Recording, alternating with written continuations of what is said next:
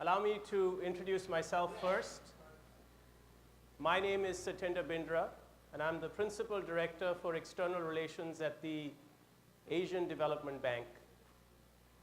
We're going to start, so I'm going to request all of you to settle down and have a seat. I have the honor of being your MC today, and on behalf of the bank, its president, and its staff, first, let me take this opportunity to welcome you all to this first ever Green Business Forum for Asia and the Pacific. We have 500 registered delegates, but we estimate perhaps 300 to 350 are already here. You all come from various parts of the world. You represent the business community. You represent government, NGOs, and indeed the diplomatic community. All of you know that this forum is being held against the backdrop of the Sustainable Development Goals or their adoption, and indeed the very famous Paris meeting, also known as COP21. You all know that COP21 and the SDGs have resolved to combat the issue of climate change with a great deal of purpose and seriousness.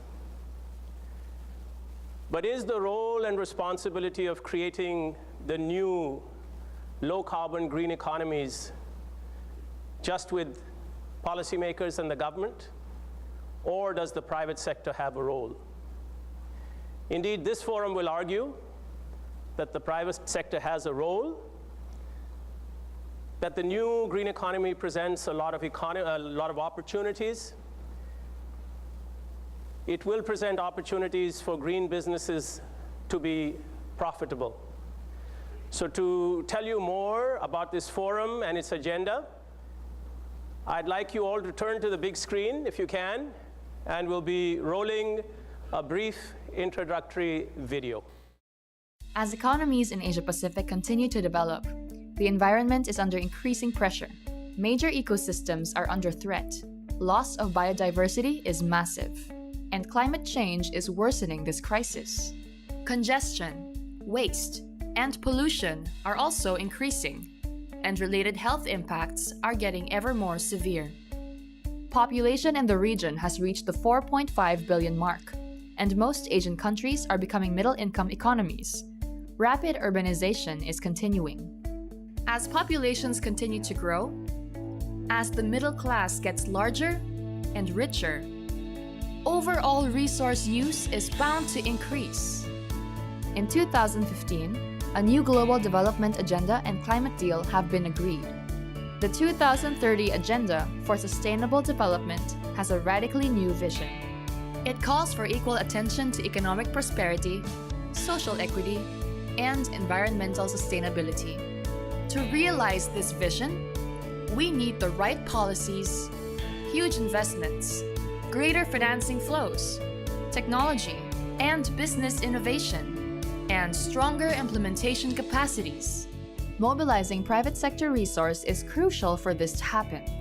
In 2012, there was a total of $7 trillion in private sector savings in the region. Under the right policy conditions, environment management can become profitable business. Self-sustaining green businesses can serve as an engine of growth, innovation driver, and source of jobs. According to the World Business Council for Sustainable Development and several other sources, there is a huge market for green business. It is estimated that green business can reach up to $3 trillion in an $80 trillion global economy by 2020. The Asia-Pacific region has a huge untapped potential for green businesses. ADB has set environmentally sustainable growth as a priority area for its operations. The first ADB Green Business Forum focuses on 3 key priority areas. First, creating the right policy frameworks for green business development. Second, the need to expand green finance and accelerate private sector investments in green growth. And third, the need for new technology and business innovations. By tackling these challenges through green business, we can accelerate a transition to sustainable development. We can work together. Producers and consumers, private and public sector, communities, businesses, and governments.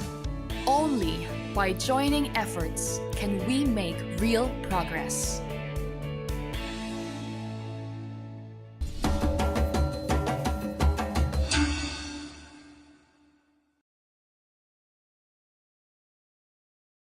Thank you very much.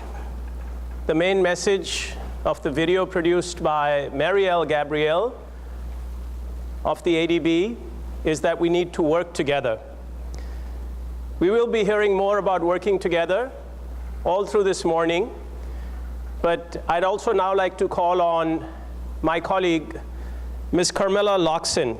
She is the Director General of the Sustainable Development and Climate Change Department, and she will deliver her welcoming remarks. So I'd like to call on Carmela, please.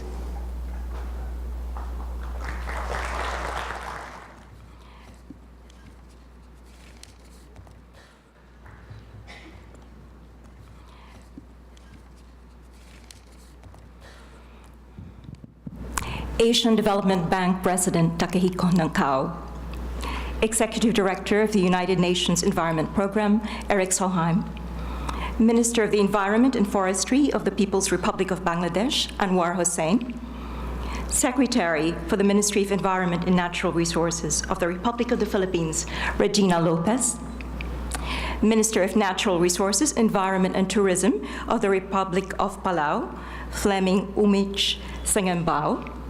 Distinguished guests, ladies and gentlemen, a very good morning to you all.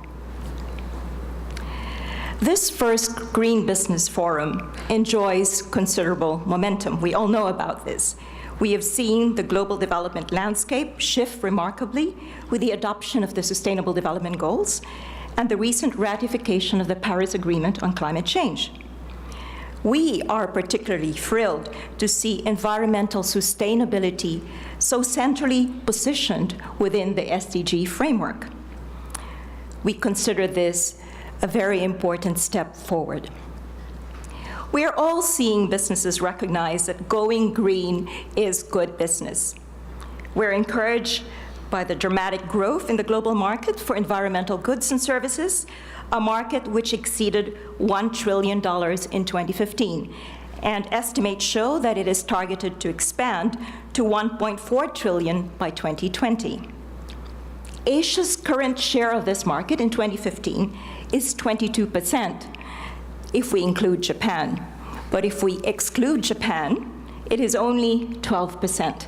So what can we do together? And that's one of the reasons we are here today. How do we expand this global market for environmental goods and services to help sustain as well as restore our oceans, our forests, our land, and to preserve biodiversity? With investment needs ranging from $300 billion to $1 trillion on a per year basis. This sizable investment gap, as the video had emphasized, clearly makes a very strong call for very robust, very active private investment. So this forum will put a spotlight on emerging yet currently unserved aspects of green business. It will explore green business opportunities in natural capital ecosystem services to help arrest pollution, water and land degradation, and the loss of biodiversity. It starts with the recognition that we cannot eliminate poverty without building resilience to climate change through the widespread adoption of sustainable land, water, fisheries, and forestry management practices.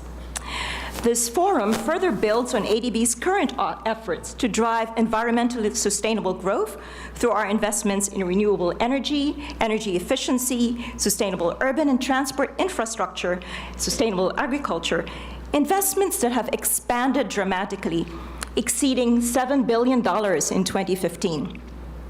So we're very excited about the conversations that will take place here today and in the next 2 days. We are very fortunate to be joined by experts in the front line of green business development.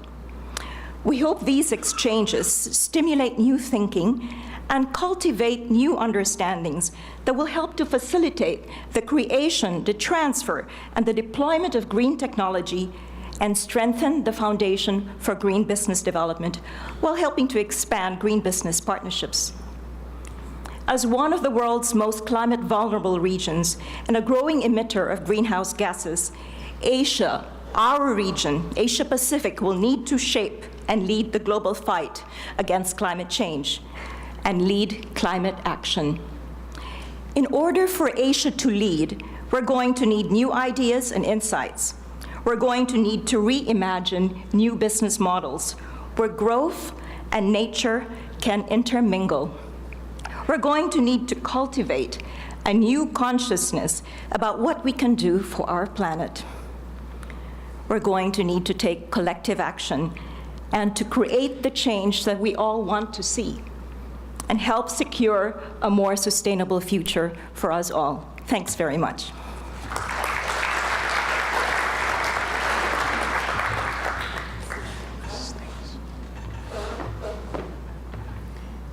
I'd like to thank my colleague, Carmela, for setting the stage, for reminding us that Asia must indeed take the leadership. I'd now also like to introduce another dear colleague. His name is Daniel Ponzi, and Daniel has 30 years experience in environmental policy and management. He's our technical advisor on the environment, and he's also chair of the Environment Thematic Group Committee. He's going to now make a presentation for all of you, and the presentation is titled Green Business, Status and Trends. Daniel, welcome. Good morning.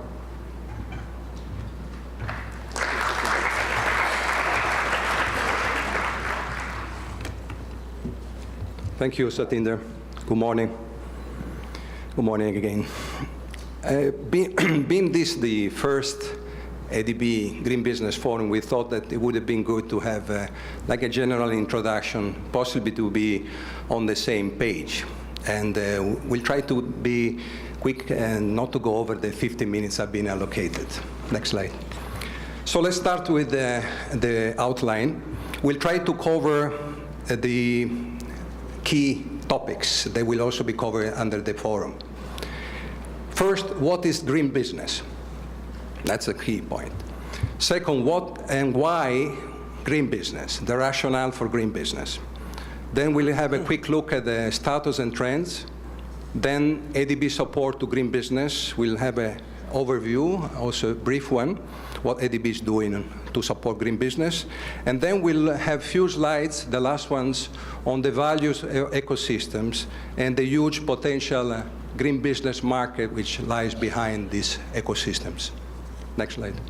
So let's start with what is green business. Basically, there are many definitions of green business, and there is no agreed, international agreed definition. But we thought for this forum, for the purpose of this forum, to take a very simple one.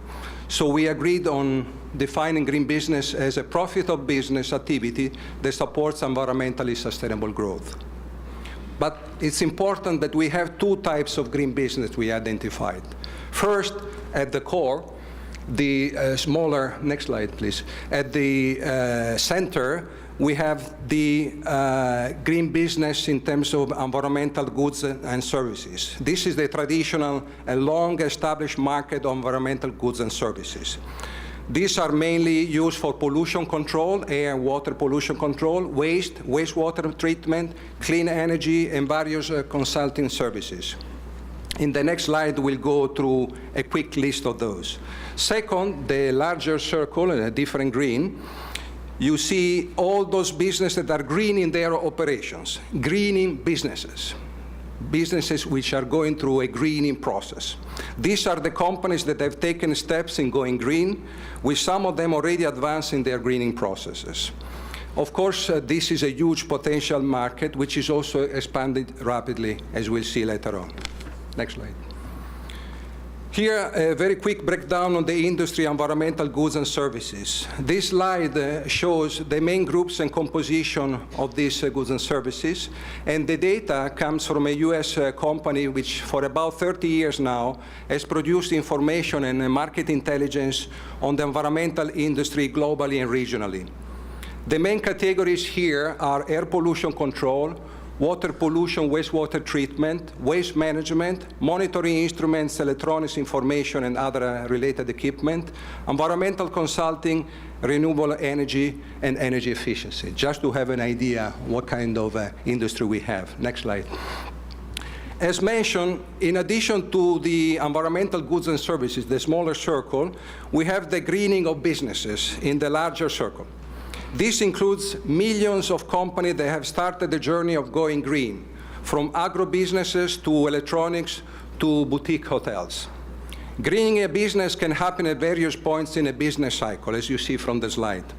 Inputs, process, outputs, and marketing.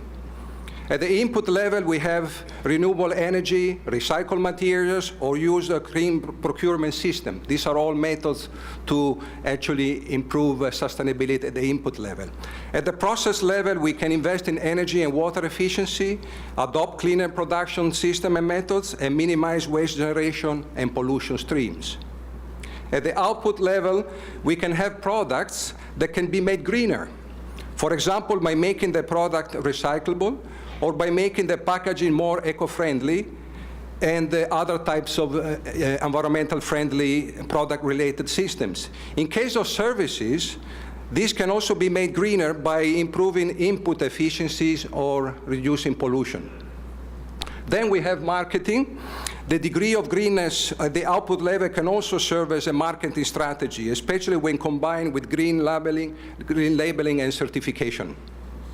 By improving the overall business cycle and often the entire supply chain, companies will also reduce environmental externalities, such as waste, GHG emissions, and other water and air pollutants.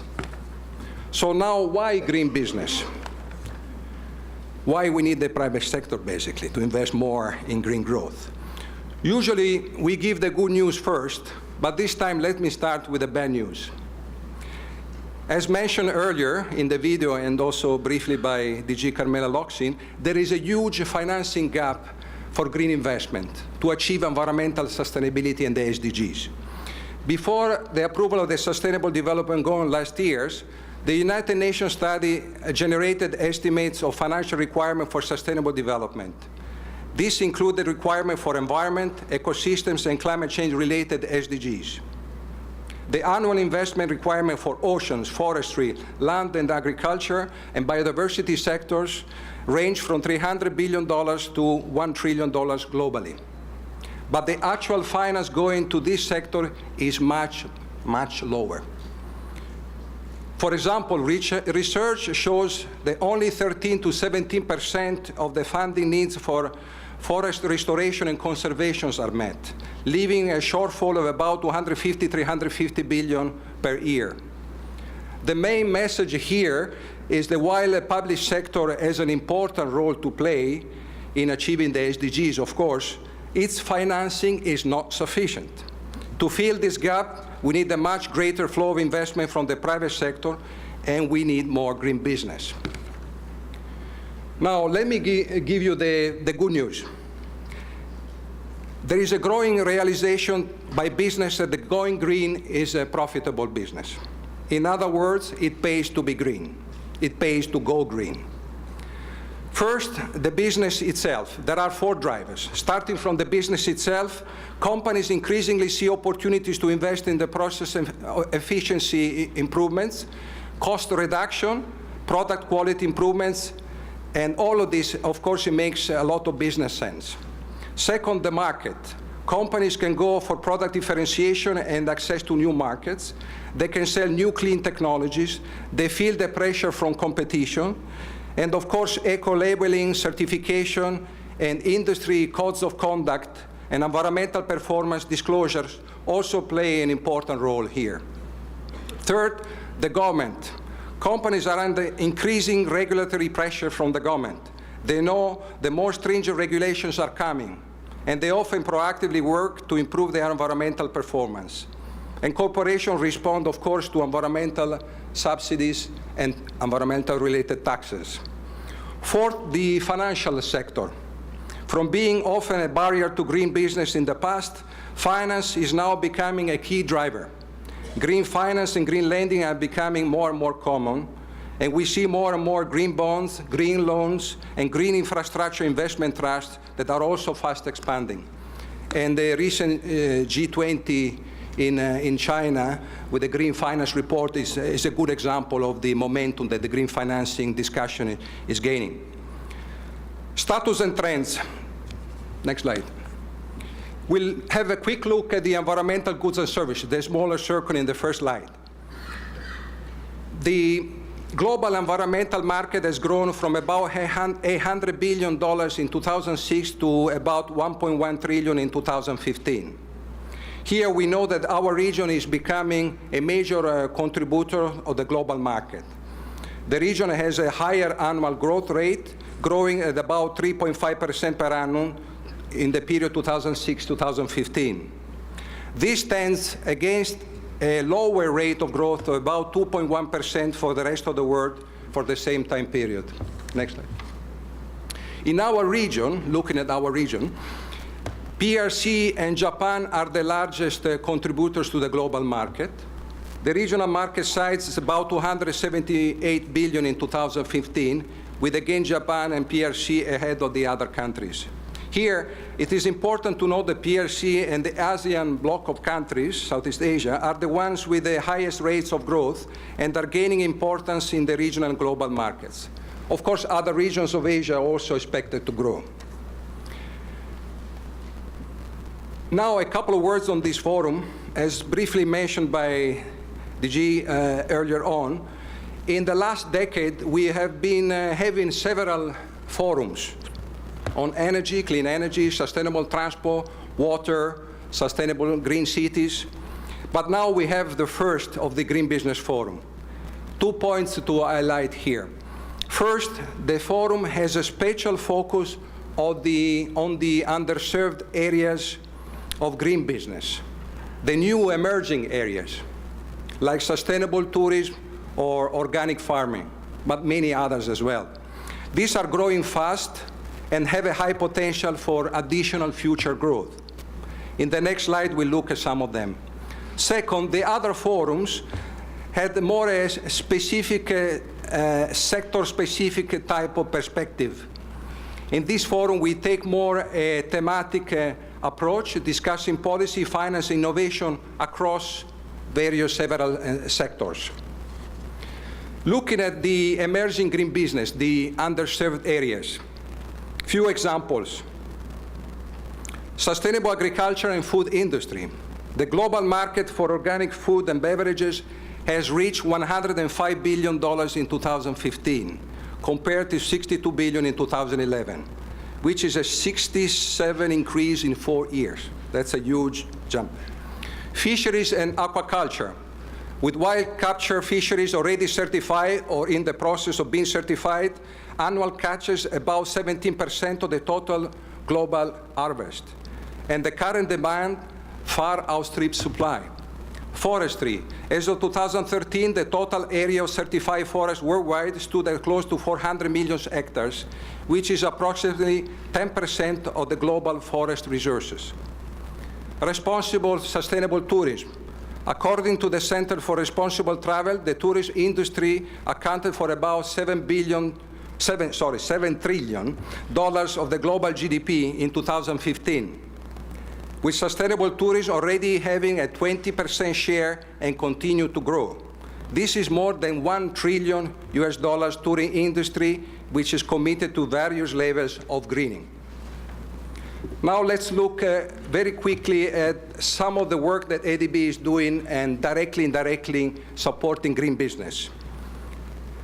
ADB public and private sector investments in environment, climate change, and sustainable infrastructure all create opportunities for green business as they support it directly or indirectly, as I said. In 2015, investments that contributed to environmental sustainable growth were more than $7 billion, or 42% to ADB total grant and loan operations. A large part of our contribution to green investments relate to sustainable infrastructure, energy, transport, green cities, water resource management. On climate change, here is an important point, in 2015, total climate financing amounted to nearly $3 billion. In 2015, we also made a commitment to double our climate finance to $6 billion by 2020. Out of the $6 billion, we have $4 billion allocated for mitigation of climate change and $2 billion for adaptation.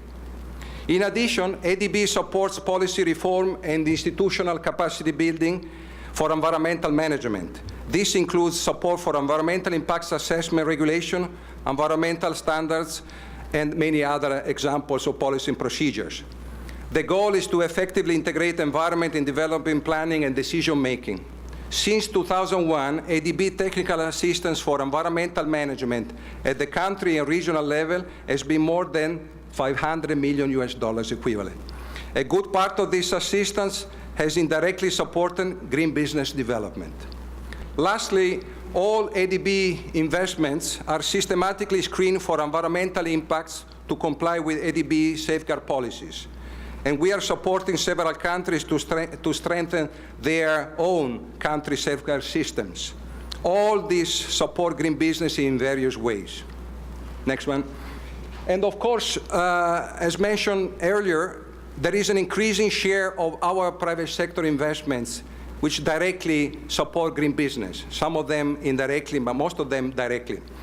Here we just show a few examples of private sector green investment from last year, 2015. As you see, most interventions relate to clean energy, renewable energy, and energy efficiency, but there are also transactions supporting sustainable infrastructure like wastewater treatment projects. In addition, in recent years, we also seen an increase in sustainable agribusiness operations. This is an important development in the direction of the new emerging green business area that go beyond the traditional environmental goods and services. Next slide.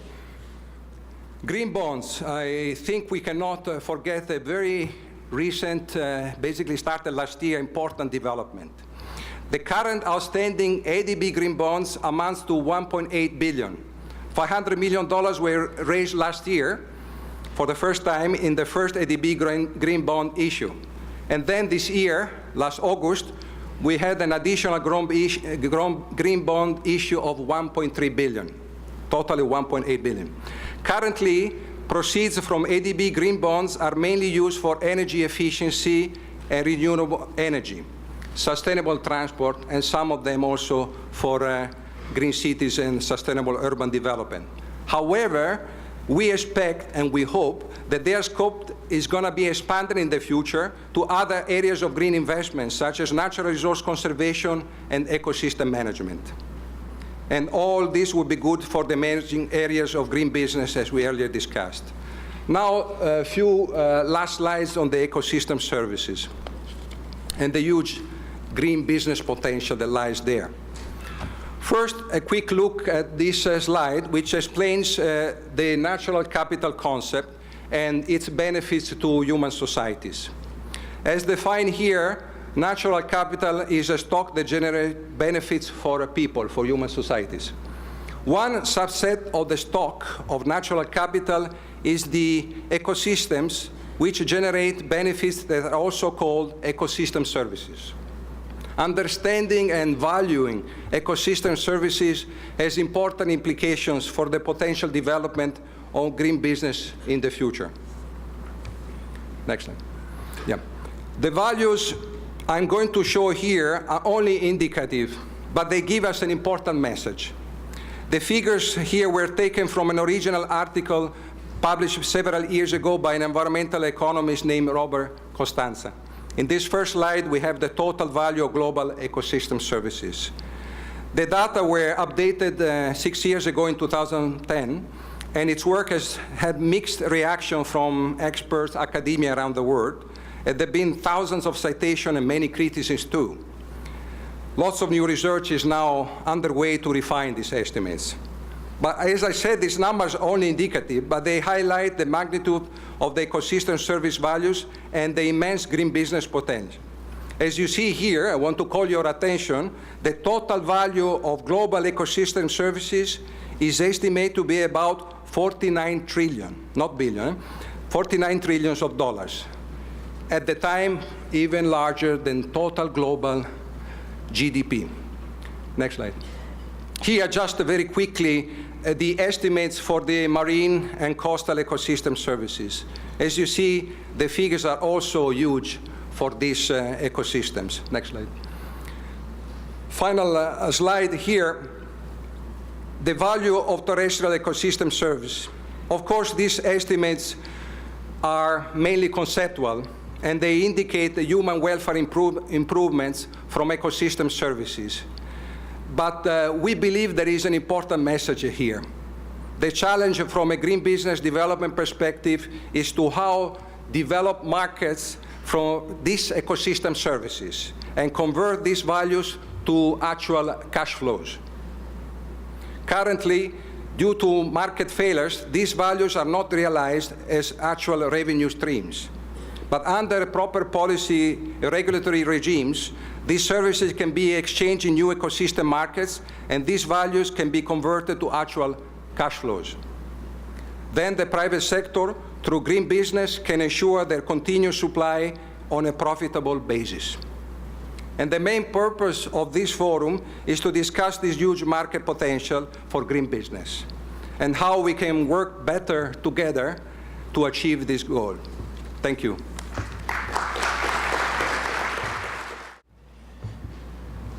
Thank you very much, Daniel. And I'm going to borrow a phrase from your vocabulary.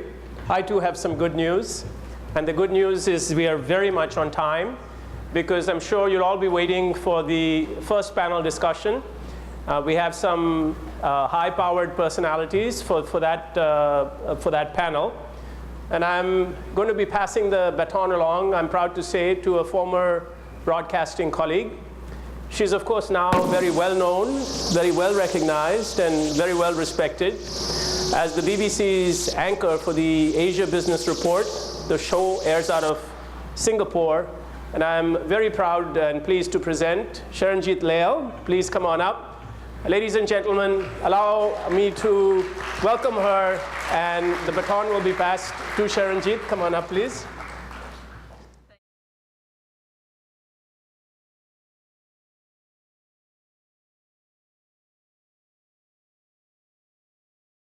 Welcome, Your Excellencies. Great to see you all, ladies and gentlemen. So as you heard this morning, we have no time to waste.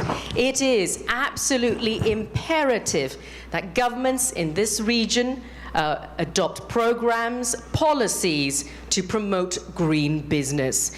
And it's also becoming amply clear that it's not just governments, it's multilateral institutions like the ADB, the private sector, the public sector. They need to help bring this about. They need to equip green businesses with the resources, capacity, and the vision to, of course, make us all go green. But it's a tough thing to do. So how do we do it? Well, to answer that question, I have this very high-level plenary, and I'll be inviting them onto the stage. It is all about securing the future of green business in the Asia-Pacific. This is a 60-minute interactive panel, and yes, I will hand back the baton on time, Satinder. But of course, we want to hear from all of you as well. So remember, if you have questions for our panelists, don't forget to log into Pigeonhole. You can see some of the details, Pigeonhole, and you can put in the password ADB Green 2016. Remember to put in some really great questions, because if it's a great question, it's going to get more votes, and so I will ask it. So without further ado, I'd like to invite onto the stage our high-level plenary. First off, of course, the President of the Asian Development Bank, Mr. Takahiko Nakao-san. A big round of applause, please.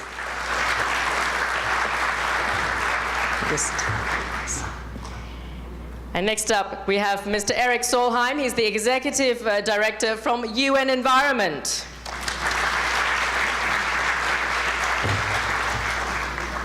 Thank you. And Mr. Anwar Hussain, who's the Minister from the Ministry of Environment and Forestry from the People's Republic of Bangladesh.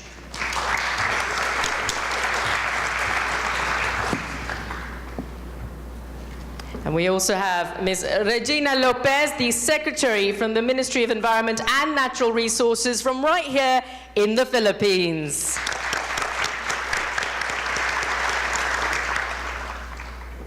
And we have Ms. Madhu Khanna, who's a professor in environmental economics, University of Illinois, Urbana-Champaign. And finally, we have Mr. Daniel Spitzer, he's the chairman and CEO of Mountain Hazelnuts Group. So we have our distinguished panel. It's great to see all of you. Well, first up, I thought I'd start with a really quick question, and I'd like a quick answer, please. Just a quick 2 minutes right at the start to set the scene, because we've heard how crucial it is that we act now to try to create a market for green businesses. So I'd like to know just how good are we here in the Asia-Pacific region? Are we well behind the curve when it comes to promoting green businesses? What sort of environment are we here in the Asia-Pacific region? Are we conducive to the building of green businesses? So a very quick question, just a quick 2-minute answer if I can from each of you, and then I'll go into the specifics. Professor, yes?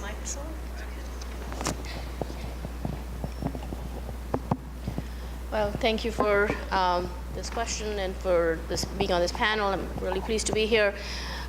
So we have had this unprecedented agreement in Paris on where over about 190 countries have agreed that preventing and mitigating climate change is critical for the future.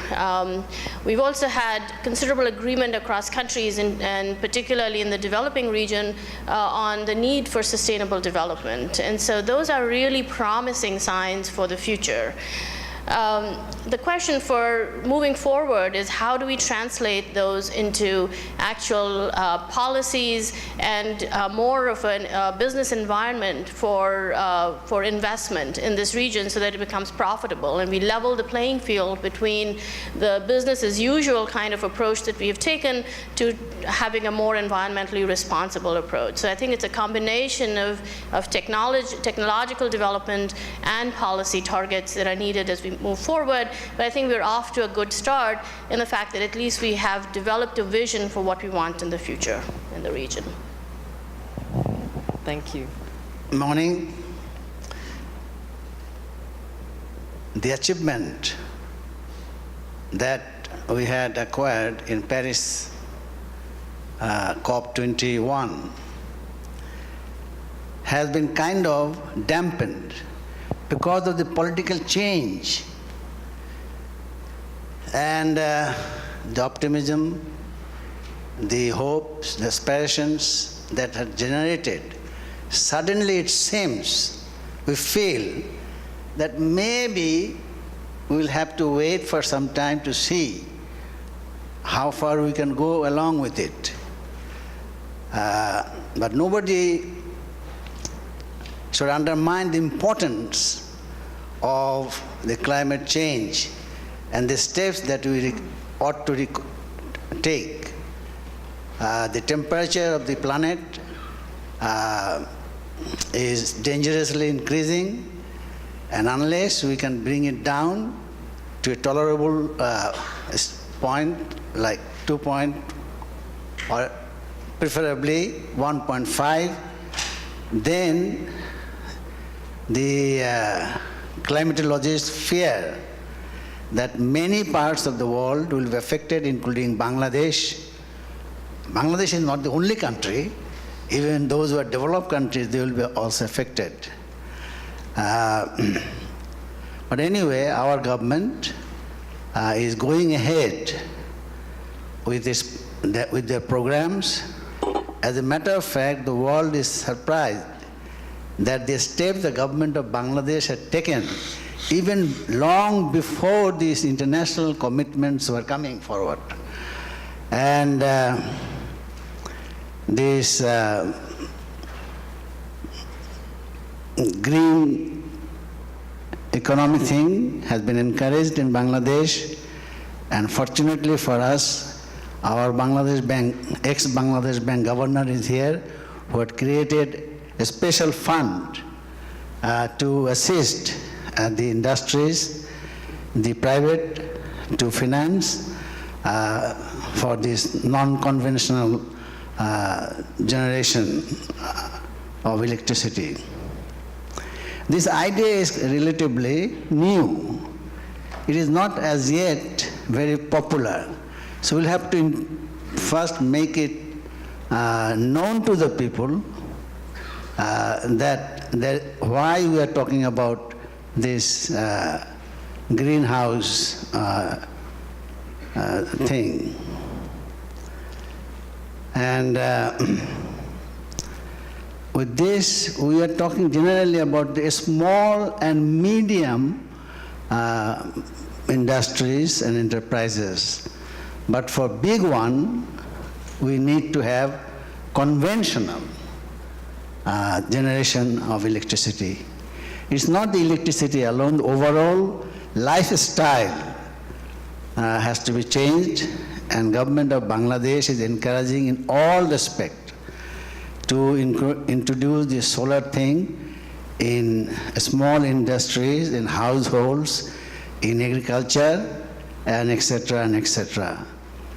And I'll hope that the dampened mood that I had experienced in Marrakesh will be kind of overcome by all of us together. And the French president remarks in that convention was very encouraging. He said that the world has agreed that there is a danger and you got to overcome it, no matter who is with us and who is not with us. And I will wait with the rest of the world to see what happens in the coming years and days. Thank you very much. Thank you, Minister Hussain. President Nakao. Thank you very much. The question whether Asia is behind the other regions regarding green business, it's very difficult to tell because Asia is changing in very speedy, dynamic ways. And as the population is more than half of the globe, and also it is growing much faster than other regions, and also emissions of CO2 is growing. So Asia has a great potentials of supporting global agenda of environmental sustainability or climate change. But it is also important place to have a greater green business. And we have had in this ADB so many forums regarding climate change or environmental sustainability. By the way, environmental sustainability can be a little bit wider than climate change because it can cover natural capital, as we discussed, biodiversities, how to use the resources of marine and the land. And it can be about air pollution beyond, the CO2 emissions. So it covers a lot of things. We have had so many forums like sustainable transport, water management, clean energy, and also how cities can be cleaner and more resilient. But in a sense, this forum is focusing the profitability of doing all those things. And I think there is a great potential because of, once again, growing population. More people become middle income, and they pay more attention to the clean air and other environmental issues. And there are emerging businesses in the region. And I'll stop here. Thank you, President Nakao. Allow me one other comment before I answer your question, because when you want to address issues for the future, it's sometimes useful to look into how you addressed them in the past. When I became an environmental activist, there were two main issues. One was the emerging hole in the ozone layer is resolved. It's back in place. By 2050, it will be completely in the same shape as it was because of human action. The other was acid rain, destroying all rivers, all nature in my country, but as well as in the United States and in Europe at large. Again, resolved.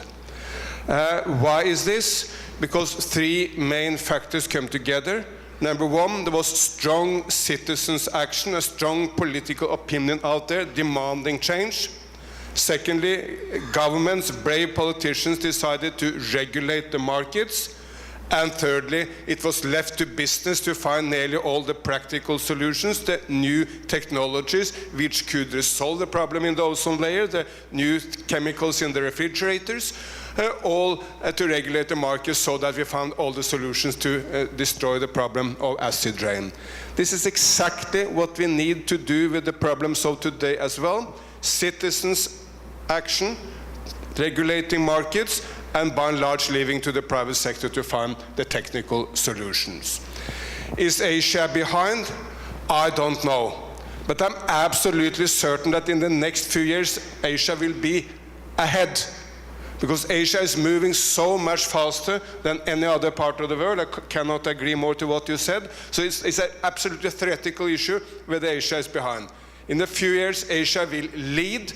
And at the core of that, I know that not everyone agrees, but at the core of that is China. Because the way to China is so big, what happens there is not so rapidly change that we will see China taking a lead at the world stage, which they have not done up to now, and we'll see China being at the core of the transformation of the Asian economies. It's not to say that there will not be a lot of changes in many other places, but China will be at the core. And finally, the most important issue is an issue of our mindset. I've been to any number of climate conferences, wherever they have been, where we did see environment as a cost. Oh, it's so costly to do something with the environment. How can we afford to do it? We must see it as an enormous business opportunity.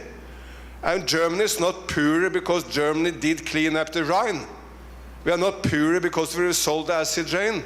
We're not poorer because the Chinese and others found the new chemicals for the refrigerators. We are more affluent. We have many more better, cleaner, better paid, and more interesting, and by the way, also more satisfying jobs because we resolve environment issues, and that's the way forward. Thank you, Mr. Sohan. Secretary Lopez. Yes. Thank you for that. From my point of view, we're barely scratching the surface of what can be. I'd like to say that also from my point of view, green business, the genuine green business is one that improves quality of life. It's also one that has an social entrepreneurial spirit, and it maximizes the economic potential of the resources in the area. So why do I say we're barely scratching the surface? From the Philippines scenario, the Philippines is #1 in endemicity per unit area. This means that the flora and the fauna of the Philippines is unique to this country. About 70% of the biodiversity that's found here can be found only here. That sounds like a really good business deal to me. And the unfortunate reality is where the biodiversity is, the people are poor. And my realization is that if people's quality of life if they don't improve, they're not going to take care of the resources. They'll jeopardize it. For example, the center of marine biodiversity, the center of marine biodiversity of the planet is in Batangas. It's in the Philippines. And the people there are poor. What does that do? I mean, that's a great potential for a green economy. The world's densest forest, as in the world's densest forest, is in Romblon, in Sibuyan, and the people there are poor. So clearly, the economic potential of the biodiversity of the Philippines has barely been scratched, clearly evidenced by the people around the area are poor. So,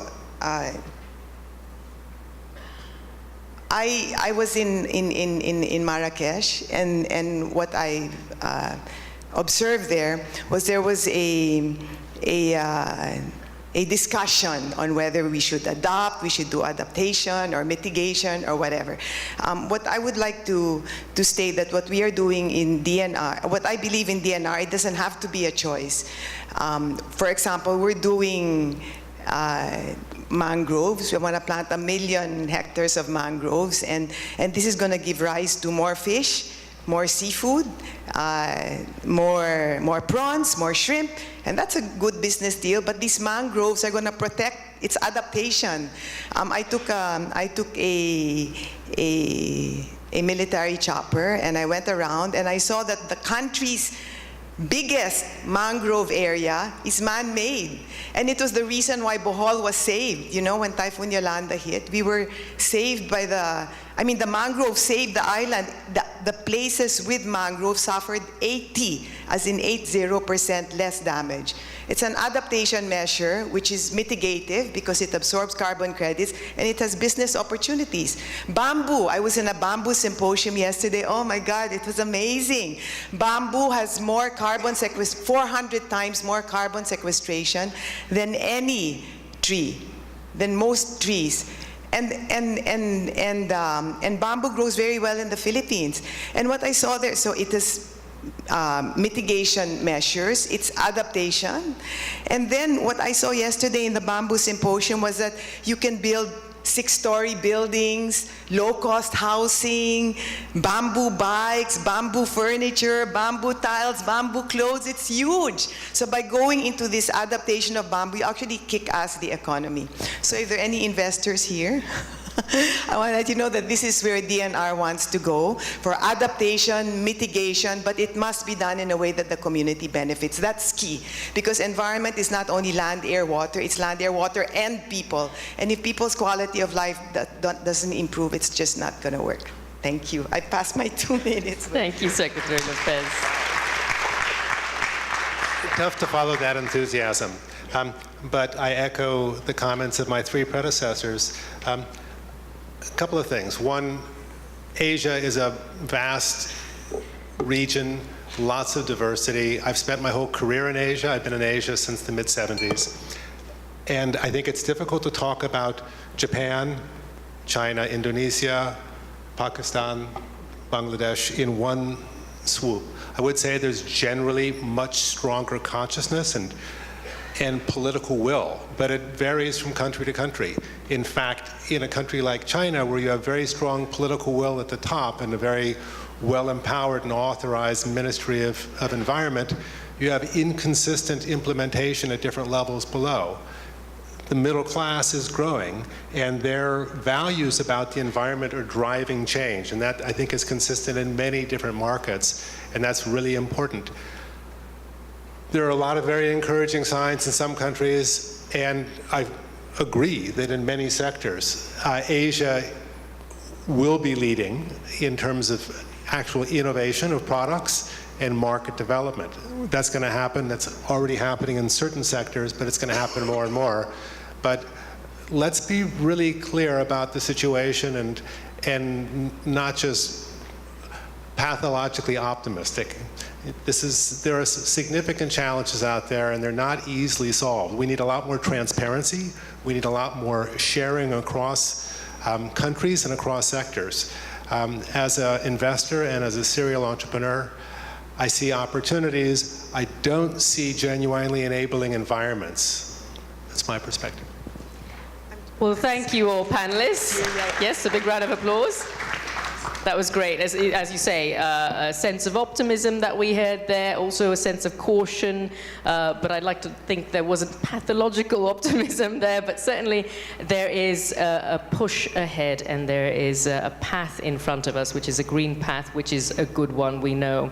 Now, we're left with about 40 minutes. Where does time go? So let me just pin down the countries that are represented on the panel. Of course, we've got Bangladesh, we have the Philippines. Let me just ask you very quickly some questions, because we know obviously Bangladesh amongst the highest air pollution in the Asia-Pacific region. It's well behind the Indian cities, but it's up there. In the Philippines, you know, it's a recipient to some extent of all the climate change. You've got devastating typhoons. You've also got an increasing traffic problem outside. Who didn't have trouble getting in this morning because of traffic? So all of this is creating pollution. And tell us a little bit about the policies that your governments are now putting in place. And in terms of those policies, how are those then going on to help spur more green businesses or create the environments for green businesses to thrive? So this is addressed to Minister Hussain and Secretary Lopez. Our government has taken a comprehensive plan of tackling this climate change. It's not only the Ministry of Environment alone, as many as 8 ministries probably working together. Nothing happens in Bangladesh in which there is not a component of environment. You cannot even construct a building, what to speak of factories and other things. From street light to irrigations, we are encouraging to see that we use more and more of the solar electricity, and every industry has to comply with the conditions of the environment. And the buses and the trucks that applies in our country cannot these days, or it is difficult, I would say, to go ahead with the emission, the smoke that this could bring out 5-10 years before. And also in cities, particularly the metropolitan cities, we are constructing overhead bridges so that the traffic can move faster, and in the process, the emission from the trucks and buses are reduced. And you see, this climate thing or pollution thing is relatively very, very new. It will take time for our people to sink this idea into their mind. Our culture, the way we live, our wish to live was quite contrary to the favorability of the nature, But in terms of green business, though, where are you in Bangladesh creating that environment, that regulatory friendly environment for green business? Do not regulate, government encourages. So anybody coming up with ideas, like we have got some garments industries, those who are coming up with green thing, and what government can do, encourage them and appreciate this initiative. So in Bangladesh, a kind of movement is going on from the top of the government to the bottom of the government, that we got to be aware of the environment. The rivers that was once polluted with garbage and everything, a huge program has been taken up by the government to clean up the main rivers of Bangladesh. And if one comes to Bangladesh, like many other countries, they will see that nobody can do anything without taking this pollution into the consideration. You cannot freely and merrily go ahead with it, as you could do in the past. All right. Thank you, Minister. Secretary Lopez, what's the situation here? In the Philippines, I'm going to talk from my position as head of DNR. What we are doing in DNR is I have shifted DNR from being a mere regulatory agency to a development agency, which means we want to do things. And in that line, a major shift is working with civic society. It means I want to work together with the people. And in that line, we have DNR can't go into business, but I have a government agency under me, which is called NRDC, which is Natural Resource Development Corporation, which can do business. And in fact, I'd like Sylvia Ordonez to please stand up. Yeah, she's the head of this agency. So if you want to do business, please contact Sylvia. And then Mundita, can you please stand up? She's our head of our biodiversity management group. So we are open for business.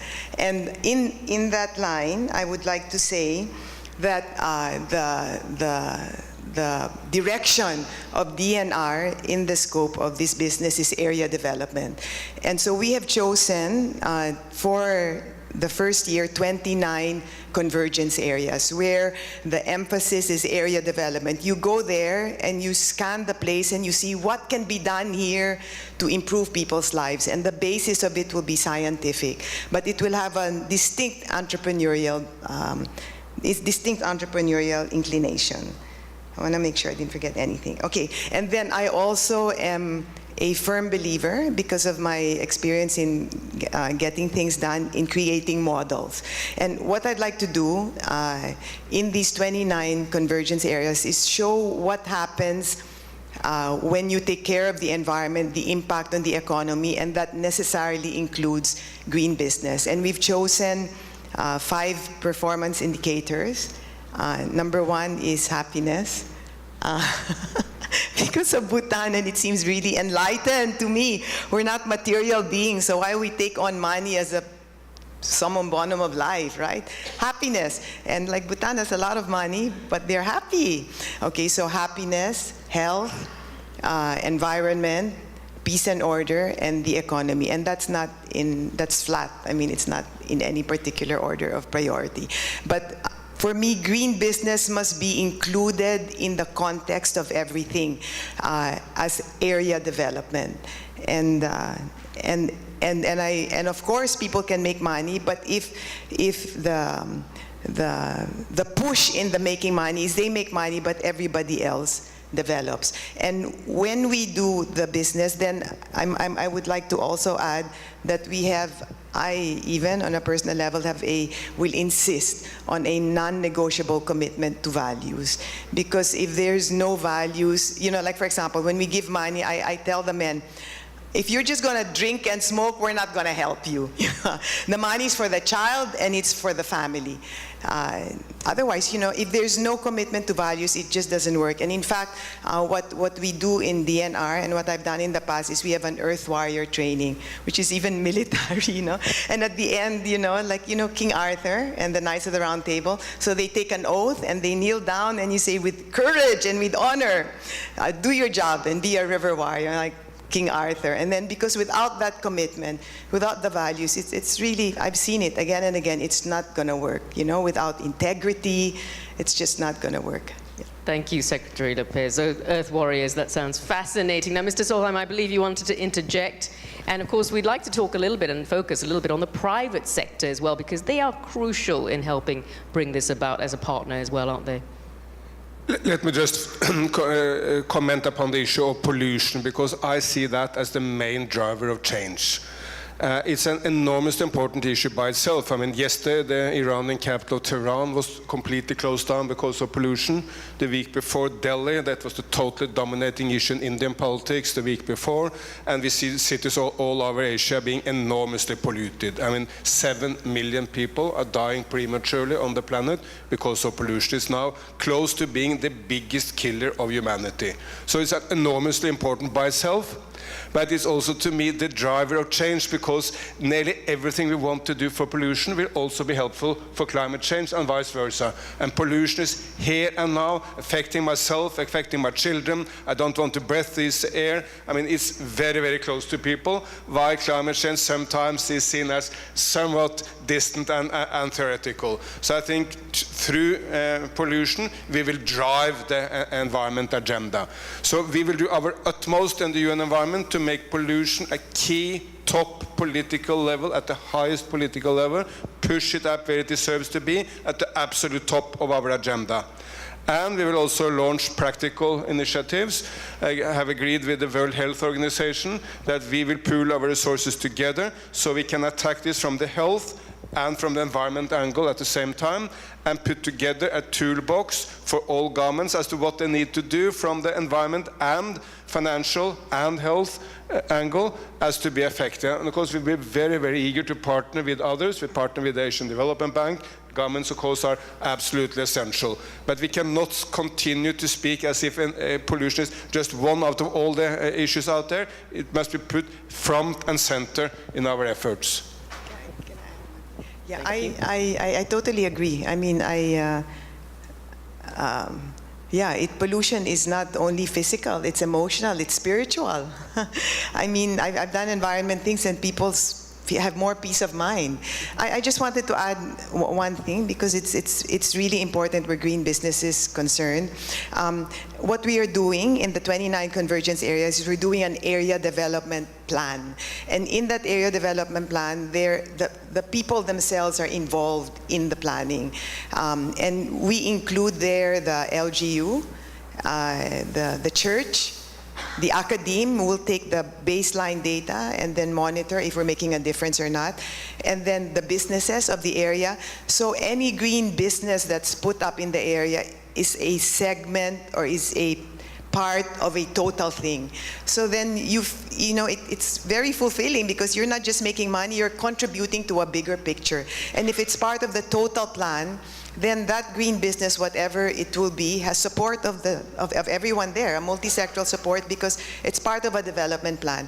And lastly, I want to add that if it takes a lot of time to make a dent, then it gets really boring. So the part of hope is when you make a difference quickly. You say, wow, this can happen. And that's, I think, that's what we want to do in DNR. Thank you, Secretary Lopez. I see, Mr. Spitzer, you've picked up the microphone. We'll get to you, because obviously we know that the private sector partners are really, really crucial. And it's really crucial, just picking up from what Secretary Lopez has said, we've got this great panel on the stage here, and they all represent different sectors. We've got the academia, we've got the government policies, we've got the multilateral bank, we've got the private sector, and the whole notion is that they all go and work together to create this very environment that we're talking about that is conducive to green business. Now, the next question I have aimed at, of course, President Nakao-san. We haven't heard from you too much, but of course we know that the ADB as a multilateral development bank is committed to this notion of green business. You even have a department called the Sustainable Development and Climate Change Department. Of course, we know that Carmen Locsin is the Director General. It's on the 4th floor. I just visited it yesterday. At the top of your building, you've got solar panels. So we know that the ADB is committed, that it does walk the talk when it comes to pushing for green business. But tell us a little bit about the notions that obviously we heard from Daniel earlier. This is the first time the ADB is actually hosting this forum for green business. So just how high a priority is green business development as an agenda to the ADB? And is your lending in this sector set to grow over the coming years? Because, as we've all been talking about, this sector is set to grow as well. Oh, well, the next question was for you, President Nakao. If you just want to answer briefly, then I'll turn to Mr. Spitzer. Okay. First, I would like to say that when I visited countries, I visited more than 30 developing member countries after I became president. And I was so struck by the enthusiasm of leaders and ministers and people to do more about the environment and climate change. And in Kazakhstan, where they produce a lot of oil, they are still starting investing in the solar energy. In Vietnam, one of 3 challenges the Prime Minister mentioned is the saltwater intrusion because of climate change. So they are investing more in the climate-friendly agriculture. And in Philippines, there was issuance of a climate bond, which finances geothermal project by the private sector.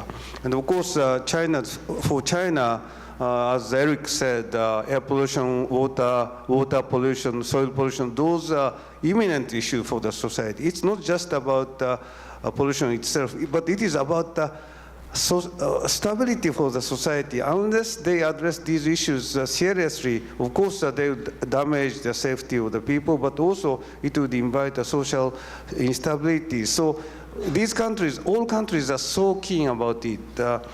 But I want to mention that these are about governments. But the private sector, the very important focus of this forum is the green can make money. It is about the profit of private companies. Because as Mr. Ponsi discussed, there are 4 drivers. One is market. Markets want cleaner and more environmentally sustainable food and consumers are ready to pay a little bit more for these things. And of course, regulations are important, as Minister of Bangladesh mentioned, and regulations urge private sector to invest, and they can have externality into the market by regulations, and that is so important. And for business purpose, if we look at energy efficiency and so on, of course, to pay more attention to environment and sustainability can make money. And tourism, which is becoming a huge industry in the world, I would say this is a kind of a fourth sector after agriculture, manufacturing, and service. But out of service, tourism and eco kind of things is becoming kind of as large as manufacturing itself. So I think, and also finance can support these ideas. So one of the things I want to convey through this message and share in this forum is we can make money, and we are talking about the fourth industrial revolution. People say we may lose jobs. I don't think so, because there is a need for new things like this environment and sustainability. It's for the happiness, as you said, and sustainability for the human beings, and also that is a chance, because once again, Asia is urbanizing, growing, and population is growing. 50 years ago, when we started ADB, the main agenda was how to feed people. People couldn't afford thinking about the environment and so on. They just paid attention to whether we have enough food or not. And ADB's priority was irrigation. And it became power and road. But today, it is more about climate change and environmental sustainability. It's not because of COP21 and so on. It's not because of UN agencies' sustainable development goals. It's our own need, hope. Asian countries want this, and peoples want this. And ADB is reacting to that. It's not just by the kind of initiative started from upstream, but it is based on the needs of the society. And I spoke already so much, but the ADB is financing the public sector and private sector directly, including hazelnuts work of US. And also we value knowledge work like this much. And also we are very important interlocutor with the governments for environmental protections and climate change. We have a MOU with the Ministry of Environment of China, and actually we started the idea of establishing a Ministry of Environment in 1990s with China. So in those fronts, finance, knowledge, and government policies, ADB wants to be even stronger the partner to this project. Thank you, President Nakao. So from that, I take it there is a commitment from the ADB to be lending more to this sector. Is that correct? Fantastic. Now we go to you, Mr. Spitzer, because we've heard about the mountain hazelnut, which is, of course, something that the ADB has supported. But you have been in this industry for a very long time. And as the only private sector representative on this panel, tell us about your experiences and just how conducive was the environment here in Asia to help you set up your businesses? 25 years ago, when I built a forestry business in China, we had a very hard time finding financial partners who understood the opportunity and the challenges and the interrelated effects of growing trees in China to offset clear cutting in Indonesia, which was creating plywood, which we were importing into China. At that time, ADB was very active in China with the public sector, but not active with the private sector. I'm delighted that ADB has become not our lender, but our partner, shareholder in our business in Bhutan, which is a very different thing than just lending money to business and putting yourself above the business. It's actually putting yourself inside. And in addition to becoming a partner, channeling technical assistance grants to our stakeholders. These are funds put together by government of Canada, government of Sweden, but fundamentally it's because the vision of ADB thinking about values-based development, and values-based development is really significant. I well appreciate your perspective that pollution drives consciousness in many places. However, much of Asia is rural. I spend most of my time not wearing a suit. I'm in the mountains, either in China or in Bhutan, and there we're dealing with a much different set of issues. We're looking at demographic shifts, primarily agrarian environments. We're looking at communities that are falling apart because people don't have the ability to make money. They're moving from subsistence agriculture to a market economy. Bhutan very explicitly, but we've seen that in China over the years and so forth. And we know what happens with dislocation. There are a number of aspects of these businesses that are green, but I think it's important for us to consider the relationship, for example, in the Philippines. We're an agrarian country, right? Still. And when that falls apart, then people move to the city and they try to get a job, but it's not always possible. So I think we need to look systemically at these issues. Delighted that ADB's become a leader in this. I encourage President Nakao to continue to do more private sector. Thank you, Mr. Spitzer. Now, we know, as you say, there is increasing political will now amongst countries in the region, particularly the likes of China. We heard that from you as well, Mr. Solheim. But let's move now to Professor Khanna, because obviously, as part of the academic area, you do a lot of research into this particular area, environmental science. Innovations are crucial as well, alongside political will, because you need those innovations to really push the technology forward when it goes into taking that step forward for green technology and green businesses. So how can the academia work with the private sector, work with multilateral banks, for instance, like the ADB, to impart the knowledge that you have? Can there be more collaborative work that can really grow this business? So there's various ways that academia is already working with businesses and governments and other agencies. And so just from my sort of perspective and my experience, I'll give a couple of examples. In the process, I mean, to develop green businesses, you need a lot of fundamental research in new technologies. These are technologies that do not currently exist, or if they do, they're very costly. And so research is needed in order to lower their costs of production, to develop new technologies. And as was mentioned, energy is one of the areas that is, fossil energy is a key culprit when it comes to climate change, when it comes to air pollution and other problems. And so, that's one of the places where we want to focus on.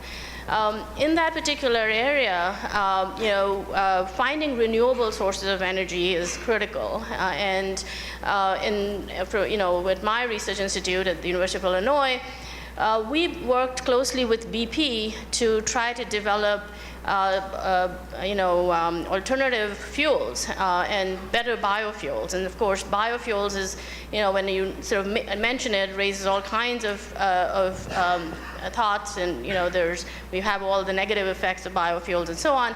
But BP wanted to develop the next generation of biofuels. These are biofuels that could be produced from sustainable feedstocks, not food crops, but from grasses and other types of biomass that could be grown on low quality land, wouldn't compete with food production, and so on. They did not have the in-house capabilities. They needed biologists, they needed environmental scientists, they need engineers to do that. They did not have all that capability, and so it made sense for them to partner with an academic institution, and in this case, they did that with the University of Illinois and with the University of California at Berkeley to develop this technology. And in addition to developing the technology, it's also important to understand what are the social impacts of this, what are the economic impacts of this, because technologies, even though they may sound very good, can backfire. We've seen that happen in the case of GMOs, we've seen that happen in the case of biofuels. So really, to try to develop these green businesses or new technologies, you need a very interdisciplinary approach to do that, and universities can partner with businesses in order to help to develop these sorts of technologies. But one also needs to remember that in order to motivate a company like BP, or going beyond that, we are seeing a lot of innovation happening in the aviation sector. The aviation sector is now looking at trying to move. They're a big consumer of fuel, and they're looking at how to move from. They need liquid fuel, so they cannot use solar and wind. And biofuels offers an opportunity for them to go low carbon. But in order to get these businesses to be willing to invest in this, there has to be a policy push for it. And in the case of BP, it was the commitment by the US government, or the policy that they laid for having renewable, a significant amount, 36 billion gallons of biofuels by a certain year, and that a certain portion had to be from non-food-based crops.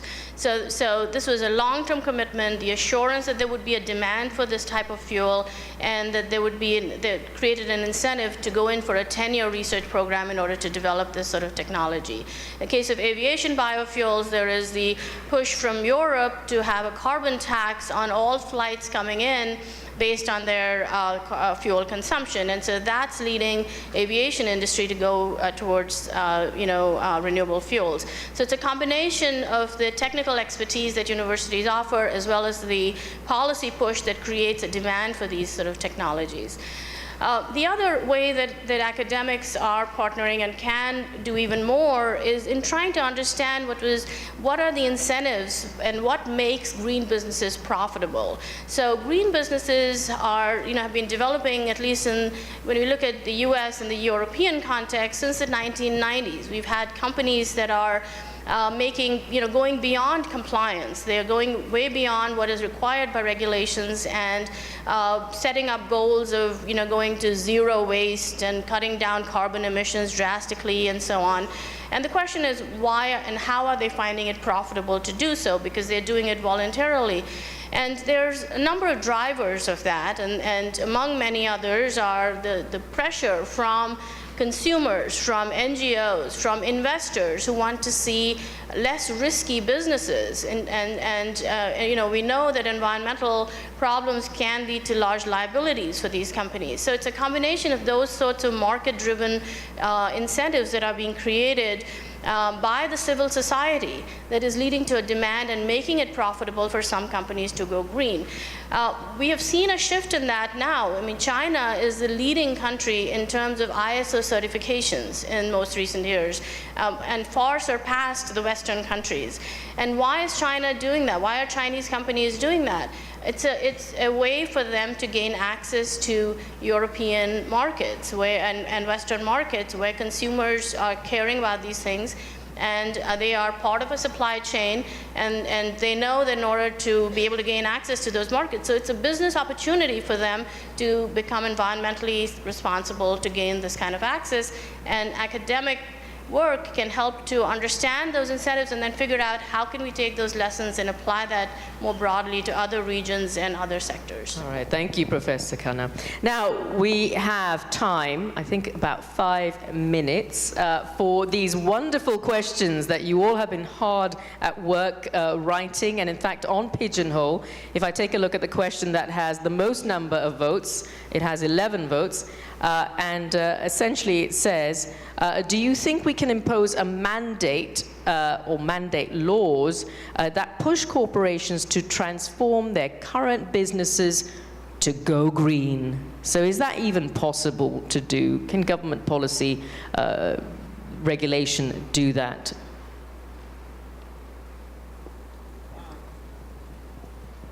Go ahead, tussle for microphone? Who's got the microphone? Well, Professor Khanna has got the microphone. Do we want to hear from Professor Khanna, and then we'll hear from you, Mr. Solheim? Okay. Yes. Just as an example of how we can, in fact, mandate companies, of course, there's a number of policies you can use. You can have taxes, you can give tax incentives, you could set up other regulations that would force companies to go green. There have been a lot of instances of that having been done, in some of the Western countries, and quite successfully. The question is, can we do that in the developing world, and do we have the infrastructure, do we have the political will to do that? The other alternative is to go sort of a hybrid approach, which is again mandatory but yet not exactly as punitive, and that's sort of the approach that India is now following. Since 2014, India has mandated that businesses, large businesses with profits above 5 crores and so on rupees, have to spend 2% of their profits every year on socially responsible projects, which include doing the kinds of things that we're talking about here, improving the environment, providing educational opportunities, improving health services, and so on. So it can be done. The question is, how effectively is it? Can firms be made to comply with that? And what is the best way to target those kinds of investments that firms begin to make then? Thank you. Mr. Solheim. The answer to that question is very simple. Yes, indeed. How else will we change the world? Let's not fool ourselves. I mean, business will find the solutions, but they will find the solutions within regulated markets, because nearly every environment market is a regulated market. It does not exist by itself. It exists because governments regulate markets. I mean, let's say when the Germans did clean up the Rhine, they did set targets. They said, this is where business will be in 3 years, where it will be in 5 years, where it will be in 10 years. Cannot do everything in one day, but you have targets for the future, and you implement these targets, and then businesses are finding the solutions. We are now going into a green finance world of the G20, which is, as you know, the most powerful vehicle for regulating markets here. China did set green finance at the front and center of the G20 presidency. Now Germany is continuing. What does Germany want to achieve? They want financial disclosure, which means that companies should disclose their assets in an environmental way, not just in a financial way.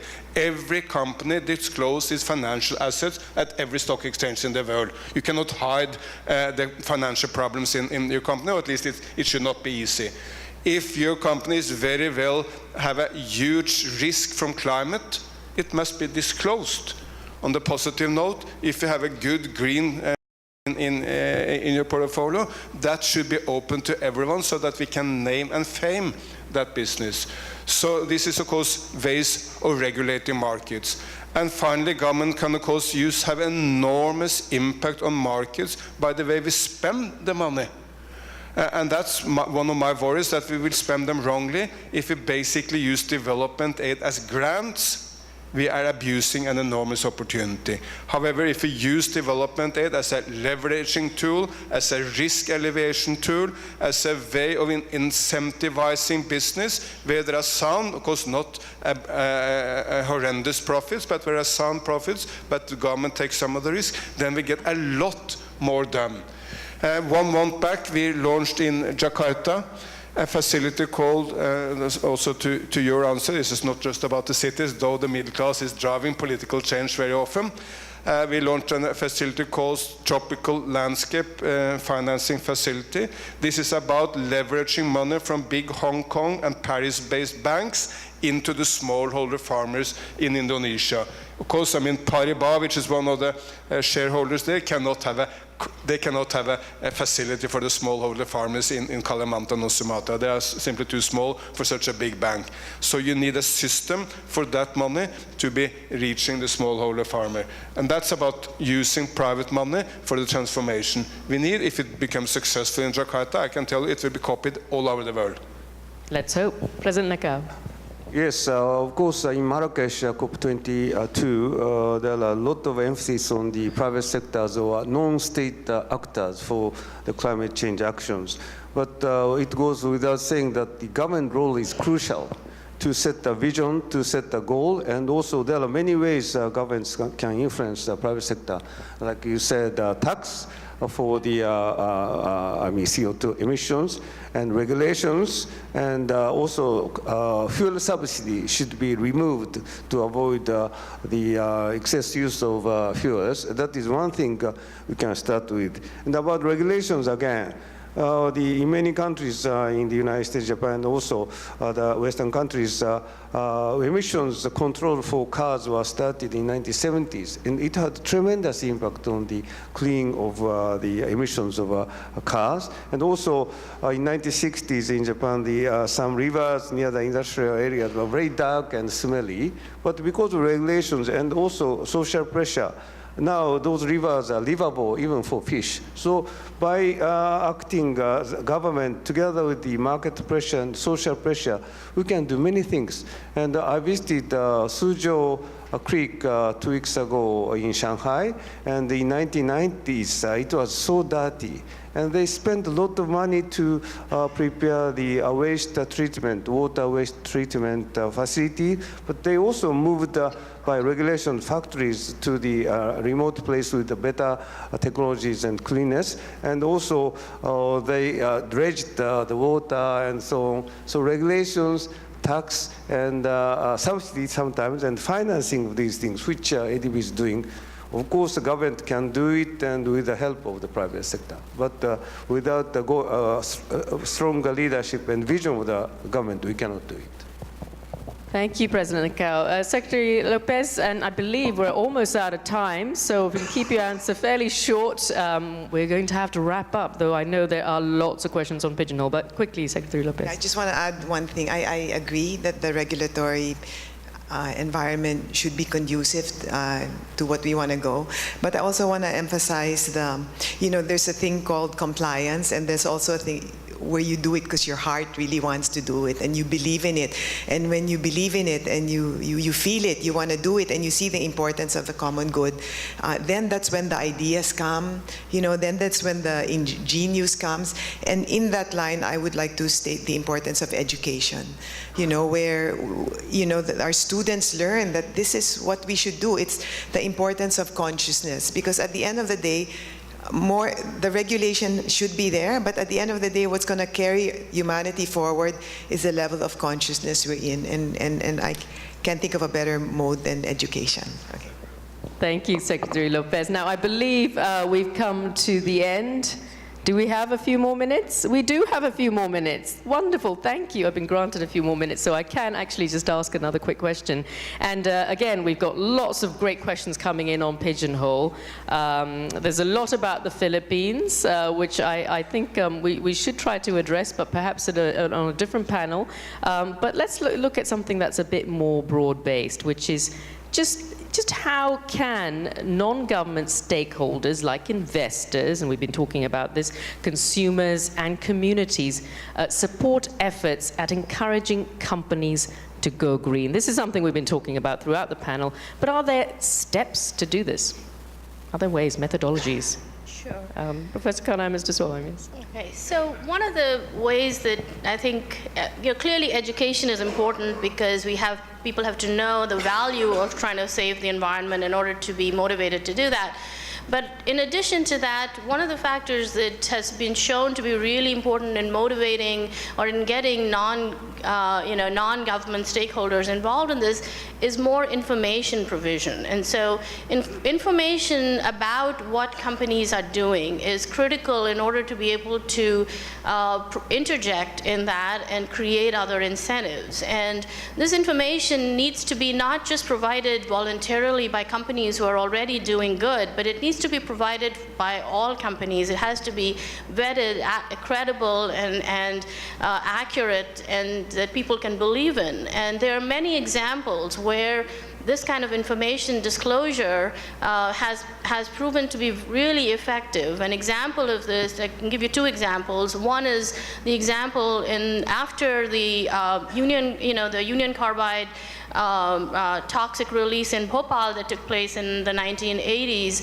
There was such a backlash of public criticism about that in the US they passed this law called the Emergency Planning and Community Right to Know Act in the mid-80s that required all businesses that are emitting toxic releases to provide information about, at a very detailed level, about which chemicals and so on that they're emitting and what they're doing about it, what is being recycled, what is being recovered for energy use and so on. And this is disclosed to the public every year so that you can, in a very easy to see way, you can go to a website and you can find out exactly how many companies are emitting toxic releases in your neighborhood. And that has led to incredible amount of public pressure. This is reported in the newspapers the day this information comes out every year. It's in the newspapers, and companies do not like to see them listed in the dirty dozen in the New York Times, and so they do all that they can to try to get off that list.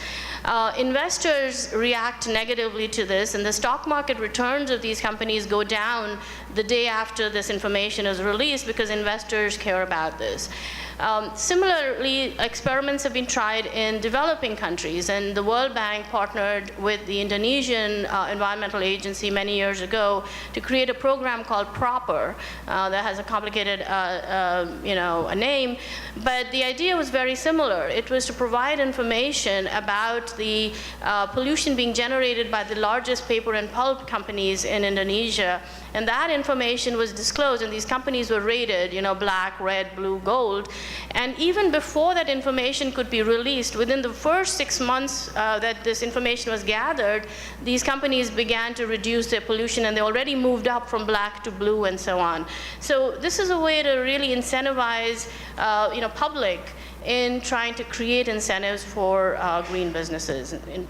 So increased transparency, name and shame, which is, I believe, what you had said earlier as well, Mr. Sonheim. Name and shame, as well as name and fame. Because the mistake we have done up to now is that non-governmental organization has only been in the business of naming and shaming. And you need to do that. But you also need to give a positive recognition to business leaders, as well as political leaders who go in the right direction. Don't demand that they're perfect, but name and fame them if they're going in the right direction. But building upon what you said, I was very long involved in the efforts to support the work to conserve the rainforest of Indonesia. And we had huge success on the political level. President Yudhoyono, SPY, picked up this as one of his key issues, and he promised, I was there, he promised, and he said, I have made one promise to my granddaughter: I will go into history as the one president who saved the rainforest of Indonesia. It was a beautiful moment, and everyone was there, all businesses, civil society, his government, etc. However, but for very long, there was no private sector dimension to this. Then activists in Europe starting putting pressure on Nestlé and Unilever, the big purchasers of palm oil. They decided they want to clean up their supply chain. Then the same activists, after just naming and shaming, Greenpeace among them, starting sitting down with the main palm oil companies of Indonesia. The number one, which is Wilmar, I think is based in Singapore, but it's the biggest palm oil company in the world. For very long, it was just a confrontation. But then Wilmar came to the conclusion, but we can do our business on already degraded land. There is no need to destroy peatland or forest to simply have a valuable business. And then Wilmar changed. And when Wilmar changed, there was nowhere to hide. How could the other companies argue we cannot do it if Wilmar can? So now every single major palm oil, as every single major paper and pulp company in Indonesia has promised zero deforestation. That is, of course, not that it will happen in one day. Political as well as business promises must be scrutinized. We need media like you to go after them. We need the civil society people to look after it. But still, it's a sea change when that promise is given. And no doubt that the leadership of these companies want to move. They have practical difficulties, but it's a very, very different environment than it was just a few years back. And this shows how civil society, business, and politics can go in the same direction. Thank you. And President Nakao. Yeah, very quickly, of course, the disclosure regulation is very important, and it should be supported by free activities of civil society organizations. And in case of our projects, we have very strict safeguard policies about the environmental impact and social impact of our projects. And it should be supported by CSO for advocacy and also for monitoring what we are doing. And also, it should be supported by free media and also judicial system. We hosted a Supreme Court Judges Forum in this building about environment and also climate change laws. And those activities should be supported by a judicial system so that the voices of a CSO are heard, and also those companies who polluted should be penalized appropriately. And it also should have civil action to give a remedy to the people. So this is action by private sector and also executive branches, but also it should involve media and judicial branches. This is a whole project for the society. All right, thank you. Quite a responsibility for all of us as stakeholders in this. Well, President Lakau, that will be the last word because we are out of time. And once again, a big round of applause to our wonderful high-level panelists. Some great insight there, and of course this is insight that we will take throughout the day on the panels to come. Some of the questions that we didn't answer, we hope to answer in the later sessions. We'll be talking about green bonds and some of the other financing and government policies. So stay tuned. I will hand back to Satinder. Thank you all.